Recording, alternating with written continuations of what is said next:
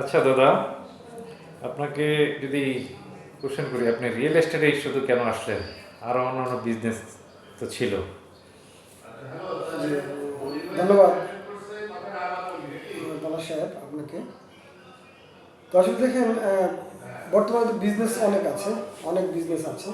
তো real estate হচ্ছে মানে হাই ভ্যালু প্রোডাক্ট অ্যান্ড এটা একটা বিগ বিজনেস।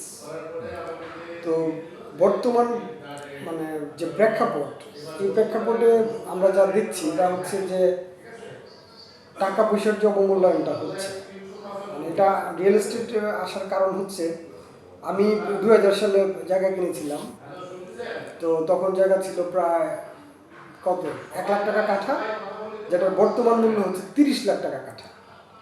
ঠিক আমি যে পরিমাণ টাকা রিয়েল এস্টেটে ইনভেস্ট করেছিলাম, এটা এখন কত গুণ হয়ে আমার কাছে আছে। আর এর থেকেও বেশি টাকা তৎকালীন সময়ে আমি অন্যান্য বিজনেসে ইনভেস্ট করেছি, কাউকে ধার দিয়েছি, হ্যাঁ, কাউকে নতুন বিজনেস করেছি। বাট অ্যাভারেজে দেখা গেছে যে আমার ওই টাকাগুলো আর নিরাপদ রইল না। দিন শেষে যে জিনিসটা নিরাপদ থাকলো সেটা হচ্ছে আমার জমির মূল্য। তো সব মিলিয়ে ওই জিনিসটা আমাকে মোটিভেট করেছে যে না, জমির টাকাগুলো এত সহজে হারিয়ে যায় না। আর যেহেতু বাংলাদেশ এত পপুলেশন বেশি বাংলাদেশের, তো সব মিলিয়ে দেখা যায় যে জমির দামটা সবসময় বাড়বে। মানুষ বাড়ছে, জমি লিমিটেড, তো লিমিটেড রিসোর্সের ভ্যালু সবসময় বেশি থাকে। এই কারণে রিয়েল এস্টেট বিজনেসে আসা। তো সর্বোপরি এখন যেভাবে আমরা বিজনেসটা করছি, আপনারা সবাই এখন জানেন যে 100 টাকার বর্তমান ভ্যালু এখন 54 টাকা। এগুলো আমরা বিভিন্ন টিভিতে, টক শোতে আমরা দেখেছি।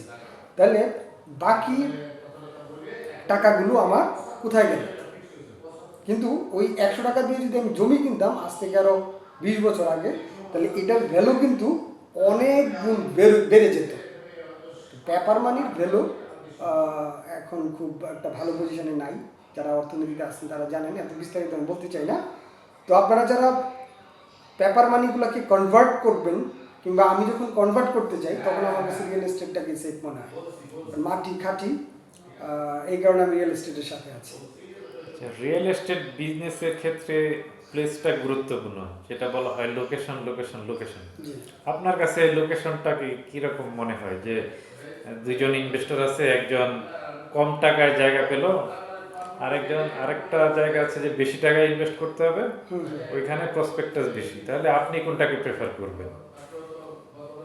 দেখেন, এই রিয়েল এস্টেট এমন একটা ব্যবসা যেখানে সঠিক জায়গায় যদি বিনিয়োগ করা যায় সঠিক সময়ে, তখন কিন্তু এই প্রেক্ষাপটটা ভিন্ন হবে। হ্যাঁ, এরকম অনেকে আসে, আমাদের কাছে আসে যে ভাই আমাকে একদম রেডি প্লেস দেন, ইট ডাজেন্ট ম্যাটার এর ফেসিলিটি কী।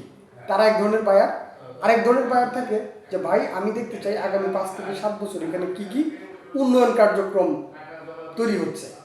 তো আমি যখন ইনভেস্ট করি, আমি আমি ইনভেস্টরদেরকে বলি যে একটা চারা গাছকে যত্ন নিলে এটা একটা বড় গাছে পরিণত হবে, এবং কি এখান থেকে ফল পাওয়া যাবে, কাঠ পাওয়া যাবে। কিন্তু একটা বড় গাছকে নিয়ে আপনি আর তেমন কিছু ভাবতে পারবেন না, কারণ সে অলরেডি যা হওয়ার হয়ে গেছে।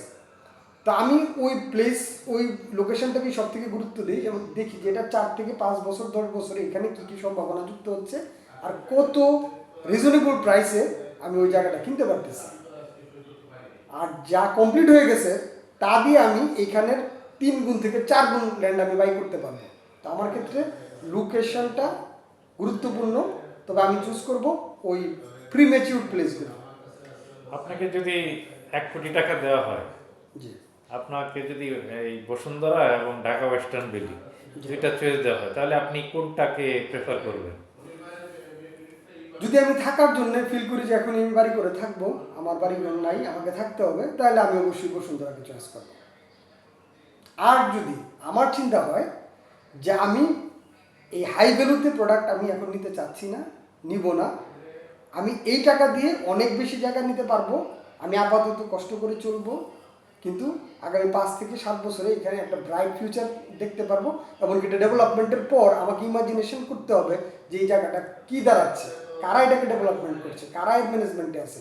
এই সব যদি দেখি, তাহলে আমার জন্য আমি বলবো যে ওয়েস্টার্ন ভ্যালিটা বেস্ট, কারণ এটা অলরেডি ডেভেলপ প্লেস আর এটা ডেভেলপিং, তাহলে ওইখানে আমার প্রফিটটা বেশি। আচ্ছা, ওয়েস্টার্ন ভ্যালিতে সামনে কি কি অপরচুনিটি আসার সম্ভাবনা আছে? দেখেন,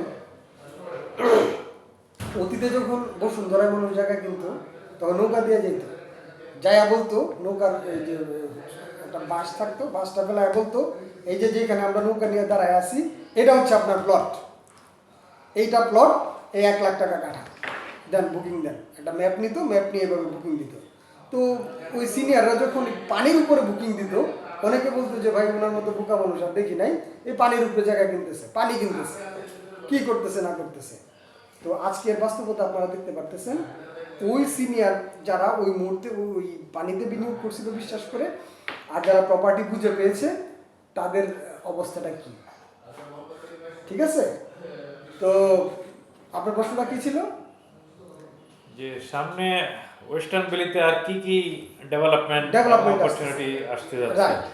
তো ডেভেলপমেন্ট এখন কি কি হয়েছে এখানে, বসুন্ধরায় কি আছে, স্কুল আছে, মসজিদ আছে, তাদের নিজস্ব জিম আছে, খেলার মাঠ আছে, জায়গা আছে, একটা ভালো কমিউনিটি আছে।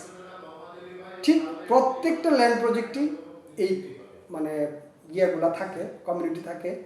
আর যদি ভালো ম্যানেজমেন্ট থাকে, তো আমরা যেহেতু চীনা জানা আমাদের ওয়েস্টার্ন ভ্যালি, তো ওয়েস্টার্ন ভ্যালিতে যে কমিউনিটি তৈরি হচ্ছে, যে স্কুল কলেজ মাদ্রাসা মন্দির সব কিছুর একটা কম্বিনেশনে, নদীর এই পারে এখানে লেক থাকবে, নদীর একটা ফ্লেভার থাকবে, একটা গ্রামীণ একটা এনভায়রনমেন্ট থাকবে, আশেপাশে অনেকগুলো ইউনিভার্সিটি, অপোজিটে বোটানিক্যাল বোটানিক্যাল গার্ডেন, তামান্না পার্ক। তামান্না পার্ক, মিরপুর চিড়িয়াখানা, মানে সব মিলে একটা অসম প্লেস। আবার এখানে কানেক্টিভিটি হাবটা সুন্দর, যেরকম আপনার বিমানবন্দর মাত্র 10 মিনিটের দূরত্বে, জি জি জি, আপনি তো এগুলো জানেন। আপনার মেট্রো স্টেশন উত্তরা উত্তর, এটাও কাছে। এটাও কাছে। আবার পিছন দিয়ে জাহাঙ্গীরনগর ইউনিভার্সিটি আছে। হ্যাঁ হ্যাঁ, রাইট রাইট। এখানে মোটামুটি অনেকগুলা প্রাইভেট ইউনিভার্সিটি জি আছে জি, আমাদের অনেকগুলো জেলার প্রাইভেট মতো। ইউনিভার্সিটি।